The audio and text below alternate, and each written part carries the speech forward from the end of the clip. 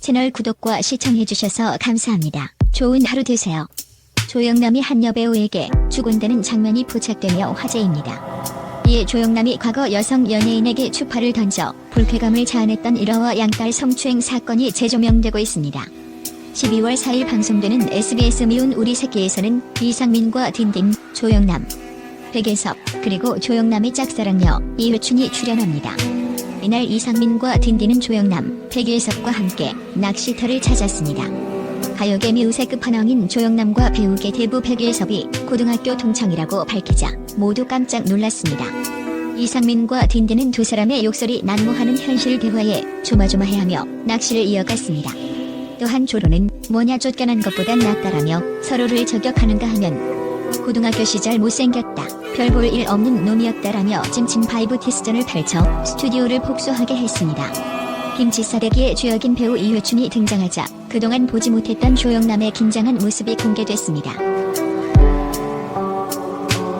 시종 일관 이회춘에게 아름다워서 하하는 대신 물고기를 잡아주는 등 조영남은 시종 일관 설렘을 감추지 못했습니다. 그러나 좋아하는 그녀 앞에서 바짝 얼어붙은 나머지 결정적인 실수를 해 웃음을 자아내기도 했습니다. 조영남은 이회춘에게 상상 초월 고백 멘트로 직진남 면모를 선보이는가 하면 나는 좋은 아파트가 있다며 폭탄 발언까지 던져 현장을 초토화시키기도 했습니다. 앞서 조영남은 한 방송에서 이회춘의 적극적인 대시를 하다가 일침에 좌절한 바 있습니다. 8월 13일 방송된 MBN 소프리쇼 동치미에서 조영남은 배우 이회춘이 이혼 고백에 적극적으로 다가갔습니다. 이날 방송에서 조영남은 이회춘이 이혼 고백을 듣고 앞으로도 살아야 할 거 아니냐, 이혼하고 나서 다른 남자를 만났는지? 라고 질문했습니다. 이어 조영남이 이회춘 가까이 앉아 이숙은 프로포즈 하려고 그러는 거냐고 물었고 조영남은 그런 뜻이라고 인정했습니다. 이회춘은 저는 남자 외모 보지 않는다고 말했고 조영남은 그러면 나야라며 희망을 가졌지만 이회춘이 듣기로는 조영남이 여자가 너무 많다는 소문을 들었다. 그런데다가 선배님이 계시잖아요라고 전처 윤여정을 언급하자 조영남이 뒤로 물러나며 좌절했습니다. 눈이 눕다고 덧붙이자 조영남은 나 떨어진 거냐며 현실자각 웃음을 더하기도 했습니다. 또 이회춘 이제 병이 하나 있다. 방송 후 조영남 아직 버릇 못 고쳤네, 늙어서 저러고 싶나, 맘에 드는 여자 연예인만 나오면 사족을 못 쓰더라 등의 부정적인 반응이 이어지기도 했습니다. 한편 조영남은 앞서 여성 연예인에 대한 잦은 추파로 여러 번 논란을 일으킨 바 있습니다. 조영남은 과거 후배이자 걸그룹 소녀시대의 멤버인 태연에게 과도한 스킨십으로 논란이 된 바 있습니다. 성추행 의혹까지 나올 선 넘는 스킨십으로 9월 21일 방송된 KBS ETV 토크쇼 빅브라더스의 MC 조영남은 게스트로 출연한 소녀시대 멤버들과 대화한 뒤 방송 말미에 포옹을 제안했습니다. 이에 소녀시대 멤버들을 하나 둘 껴안으며 작별 인사를 나누던 조영남은 특히 태연은 꽉 껴안으며 태연의 얼굴에 자신의 얼굴을 밀착시켜보는 이들을 경악시켰습니다. 이를 본 일부 시청자들은 각도 때문에 뽀뽀하는 듯이 보이는 게 아닐까? 아버지 같은 선배의 애정 표현이라 보면 안 되나? 등의 반응을 보였지만 대다수의 시청자들은 동의 없는 스킨십은 성추행이다. 이걸 본 태연 팬들이 가만히 있지 않을 것 같은데 방송에서 태연이 많이 놀란 것 같았다 등의 반응을 보였습니다. 2013년에는 섹션 TV 연예통신 리포터로 집에 방문한 서유리에게 주곤댔습니다. 당시 인터뷰를 진행한 서유리는 조영남에게 친분이 있으면 미술 작품을 싸게 살 수 있냐고 물었습니다. 이에 조영남은 서유리를 끌어안으며 내 여친이 되거나 애인이 된다면 가능할 것 같다고 답해 눈길을 끌었습니다.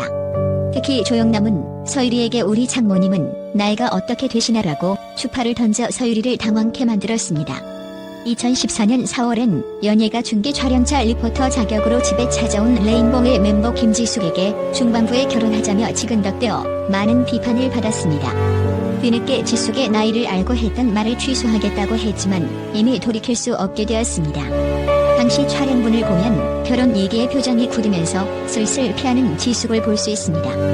조영남은 1945년 생이고 김지숙은 1990년생입니다. 나이 차이만 무려 45살 차이나 났습니다. 2015년 10월 16일 방영된 나를 돌아봐에서는 이번엔 제시에게 1년 전 김지숙에게 했던 망언을 또 하였습니다. 음악 관련으로 이야기를 하러 온 제시에게 결혼을 했느냐, 남자친구가 있느냐, 없다면 얼마 동안 싱글이었냐, 난 너의 남자친구가 되고 싶다 등의 음악과는 전혀 관련 없는 생뚱맞은 발언들을 장난스럽게도 아니고 진지하고 집요하게 하여 제시를 당황스럽게 만들었습니다. 거기서 끝난 것도 아니고 진짜 전화를 한 건지는 몰라도 어딘가로 전화를 하며 제시라고 새 여자친구가 생겼다며 재미없는 농담을 하였습니다. 그때 제시는 그저 당황해서 어쩔 줄 모르는 표정을 지을 수밖에 없었습니다. 조영남은 2005년 4월 잡지 신동아와의 인터뷰에서 양딸의 가슴에 대한 이야기를 해 논란을 야기한 바 있습니다. 그는 자신의 입양한 딸을 소개하며 너무 이뻐. 저렇게 이쁠 수가 없어. 라며 딸 자랑을 늘어놓았습니다. 이어 조영남은 이제 막 은지 가슴이 봉긋해지기 시작했다며 엉뚱한 불평을 늘어놓았습니다. 조영남은 엄청 사정해야 한번 보여줄까 말까인데 정말 예뻐. 환상적이라고. 그렇게 성스럽고 아름다운 걸 브래지어 속에 꼭꼭 숨기고 다녀야 하다니. 참 여자들은 이상해. 한참 예쁠 땐 절대 안 보여주다 늙어서는 언제 그랬나 쉽게 간수들을 안 하잖아. 이거 자연 법칙에 어긋나는 일 아니라고 말했습니다.